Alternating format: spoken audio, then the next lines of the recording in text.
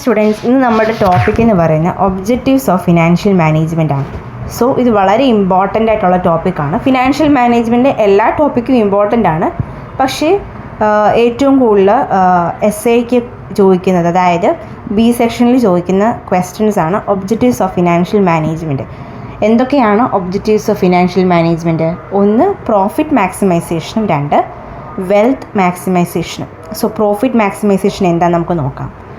എന്താണ് profit maximisation?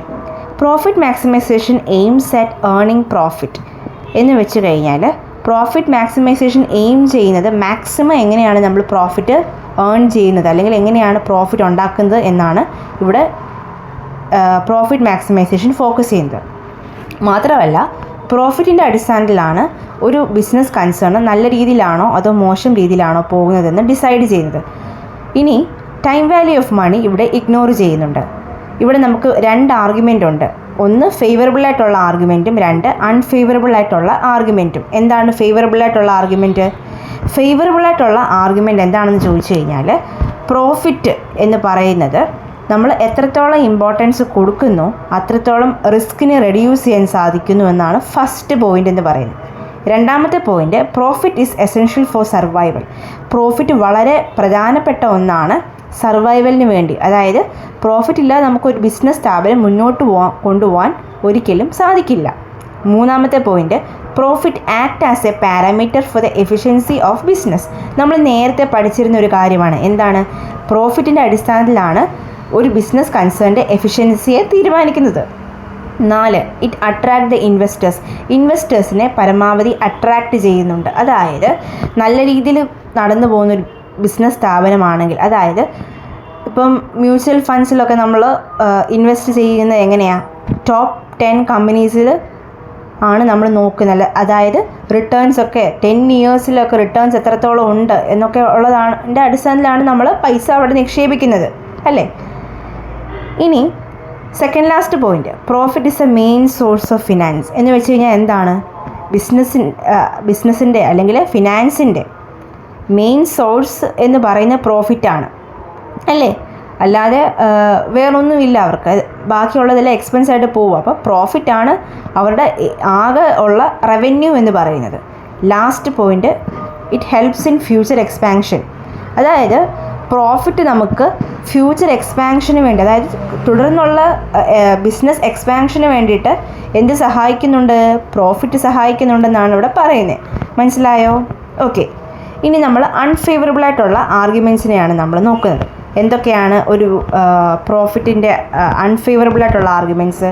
ഇവിടെ എംപ്ലോയീസിനെയും കസ്റ്റമേഴ്സിനെയൊക്കെ exploit ചെയ്യുക മാക്സിമം. അതായത് എംപ്ലോയീസിനെ എങ്ങനെ എക്സ്പ്ലോയിറ്റ് ചെയ്യുക? അവർക്ക് ഓവർ ടൈം വർക്ക് കൊടുക്കുക, അല്ലെങ്കിൽ അവരുടെ സാലറി വെട്ടിക്കുറയ്ക്കുക.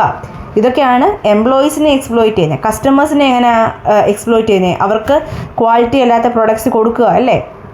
പ്രോഫിറ്റ് ഏൺ ചെയ്യാൻ ആണ് നോക്കുന്നതെങ്കിൽ നമ്മൾ എങ്ങനെയും ആ സാധനങ്ങളൊക്കെ ക്വാളിറ്റി ഇല്ലാത്തതാണെങ്കിൽ നമ്മൾ അത് കസ്റ്റമേഴ്സിന് കൊടുക്കുന്നുണ്ട്. ലീഡിങ് ടു ഫ്രോഡുലൻ്റ് ആക്ടിവിറ്റീസ് എന്ന് വെച്ച് കഴിഞ്ഞാൽ ഹാംഫുള്ളായിട്ടുള്ള പ്രൊഡക്ട്സ് പോലും നമ്മൾ പ്രൊഡ്യൂസ് ചെയ്യും എന്നുള്ളതാണ്. പ്രോഫിറ്റ് മാക്സിമൈസേഷൻ ഒരുപാട് കൂടുവാണെങ്കിൽ. ഇനി മൂന്നാമത്തെ അൺഫേവറബിളായിട്ടുള്ള ആർഗ്യുമെൻ്റ് എന്ന് പറയുന്നത്, ignores time value of money. Time value of money ഇവിടെ കൺസിഡർ ചെയ്യുന്നില്ല പ്രോഫിറ്റ് മാക്സിമൈസേഷനിൽ. ഇനി സെക്കൻഡ് പോയിന്റ് എന്ന് പറയുമ്പോൾ, inequal behaviour to stakeholders and shareholders. ഷെയർ ഹോൾഡേഴ്സിനോടും സ്റ്റേക്ക് ഹോൾഡേഴ്സിനോടും ഒക്കെ നമ്മൾ ഇൻഈക്വൽ ബിഹേവിയേഴ്സ് ആണ് കാണിക്കുന്നത്. ഈക്വൽ ബിഹേവിയേഴ്സ് അല്ല നമ്മളവിടെ കാണിക്കുന്നത്. Last point, cut throat competition. കോമ്പറ്റീറ്റേഴ്സിനെക്കാട്ടിലും നമ്മൾ എന്തുകൊണ്ട് മുൻപന്തിയിൽ എത്തണം എന്നാണ് നമ്മളവിടെ ചിന്തിക്കുന്നത്. സോ അവിടെ ഒരു കട്ട് ത്രോട്ട് കോമ്പറ്റീഷനാണ് ഉണ്ടാകുന്നത്. ഇനി നമുക്ക് അടുത്ത ഒബ്ജക്റ്റീവാണ് വെൽത്ത് മാക്സിമൈസേഷൻ. എന്താണ് വെൽത്ത് മാക്സിമൈസേഷൻ? ഇവിടെ വെൽത്ത് മാക്സിമൈസേഷൻ ഫോക്കസ് ചെയ്യുന്നത് സ്റ്റേക്ക് ഹോൾഡേഴ്സിൻ്റെയും ഷെയർ ഹോൾഡേഴ്സിൻ്റെയും എംപ്ലോയീസിൻ്റെയും സൊസൈറ്റിയുടെ എല്ലാ ഇൻട്രസ്റ്റിനെയാണ്, അതായത് അവരുടെ എല്ലാം വെൽത്തിനെയാണ് ഇവിടെ നമ്മൾ ഫോക്കസ് ചെയ്യുന്നത്. The idea of wealth maximisation considers as superior to profit maximisation. ഇവിടെ വെൽത്ത് മാക്സിമൈസേഷനെ കൺസിഡർ ചെയ്യുന്നത് സുപ്പീരിയർ ആയിട്ടാണ്.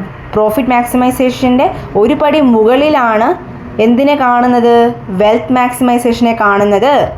It takes into account of time value of money, which is considered as an important in financial decision making. ഒരു financial decision മേക്കിങ്ങിനെ വേണ്ടിയിട്ട് time value of മണിയെ ഇവിടെ consider ചെയ്യുന്നുണ്ട്. മനസ്സിലായോ?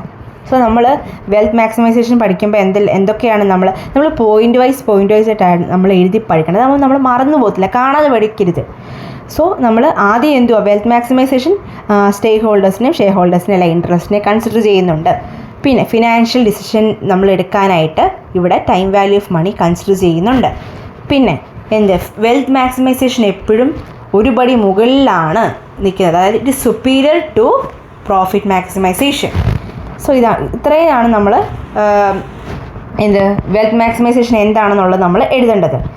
ഇനി ഇവിടെയും നമ്മൾ ഫേവറബിൾ ആർഗ്യുമെൻറ്റ്സും ഉണ്ട്, അൺഫേവറബിൾ ആയിട്ടുള്ള ആർഗ്യുമെൻറ്റ്സും ഉണ്ട്. എന്തൊക്കെയാണ് ഫേവറബിൾ ആയിട്ടുള്ള ആർഗ്യുമെൻറ്റ്സ്?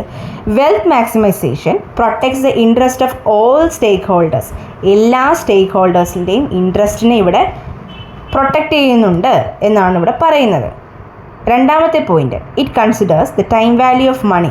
അതൊരു അഡ്വാൻറ്റേജ് ആണ് അല്ലേ, ഫിനാൻഷ്യൽ ഡിസിഷൻ മേക്കിംഗ് ചെയ്യാൻ വേണ്ടിയിട്ട് ഇവിടെ ടൈം വാല്യൂ ഓഫ് മണിയെ കൺസിഡർ ചെയ്യുന്നുണ്ട്. It focuses on long term development of business organisation. Business ഓർഗനൈസേഷന് വേണ്ടിയിട്ട് ലോങ് ടേം ഡെവലപ്മെൻ്റ് ആണ് ഇവിടെ ഫോക്കസ് ചെയ്യുന്നത്. അതൊരു അഡ്വാൻറ്റേജ് ആണ്. When wealth maximisation is taken into account indirectly it leads to profit maximisation. നമ്മൾ wealth maximisation എടുക്കുകയാണെങ്കിൽ automatically അവിടെ പ്രോഫിറ്റ് മാക്സിമൈസേഷൻ ഉണ്ടാകുമെന്നാണ് പറയുന്നത്. ഇനി അൺഫേവറബിൾ ആയിട്ടുള്ള ആർഗ്യുമെൻറ്റ്സ് എന്തൊക്കെയാണ്? The objective of wealth maximisation do not always protect the interest of society. എന്ന് വെച്ച് കഴിഞ്ഞാൽ ഇപ്പോഴും സൊസൈറ്റിയുടെ ഇൻട്രസ്റ്റ് പ്രൊട്ടക്റ്റ് ചെയ്യണമെന്നില്ല. രണ്ടാമത്തെ point, wealth maximisation is the only an idea but it doesn't say how to maximise wealth.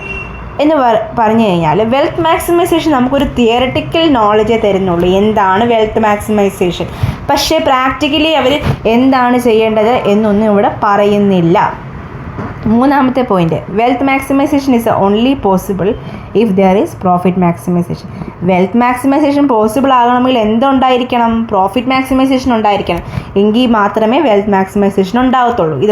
So these are the unfavourable arguments. Okay, thank you all.